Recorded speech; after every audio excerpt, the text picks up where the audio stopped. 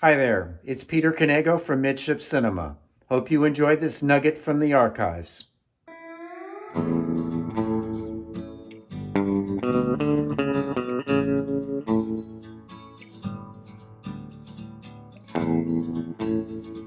It was one of those fine winter days in Los Angeles, following a big storm when the skies cleared and you could see forever. Even the distant snow-capped San Bernardino Mountains were visible from Los Angeles Harbor, where I rented a small boat to get up close to a very special ship.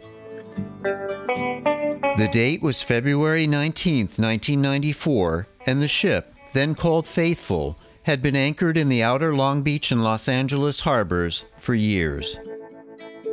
Our cheap little rental boat sputtered along, its low freeboard taking on increasing amounts of salt water with each small wave we encountered.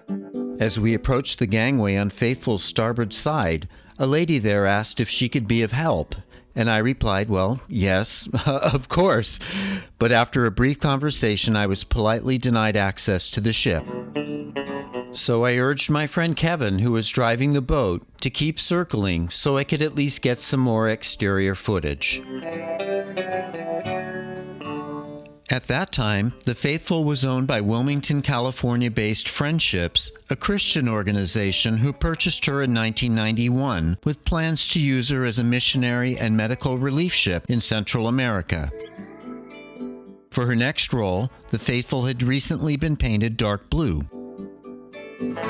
Although this was my first opportunity to videotape her, I was well acquainted with this vintage beauty, having first visited her in April of 1976 as a kid when she called at Los Angeles as the boutique deluxe cruise ship Xanadu. I had also photographed her anchored off Long Beach in July of 1989 when she was called Expex for an intended use as an exhibition ship that never came to fruition. Even back in the 90s, when there were still lots of vintage passenger ships afloat, she stood out with her classic lines. Her career began in 1955 as the German liner Wappen von Hamburg for voyages to Heligoland in the North Sea from Hamburg.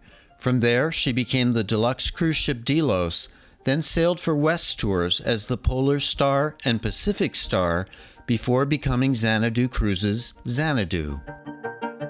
Ironically, as I traveled the world documenting classic ships throughout the 1990s, I was never granted access to this tantalizing little liner in my own briny backyard.